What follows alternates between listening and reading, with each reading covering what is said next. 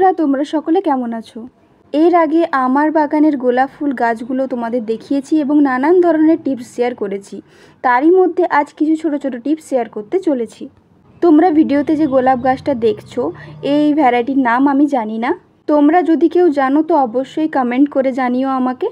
এই গাছটির বয়স প্রায় 2 বছর।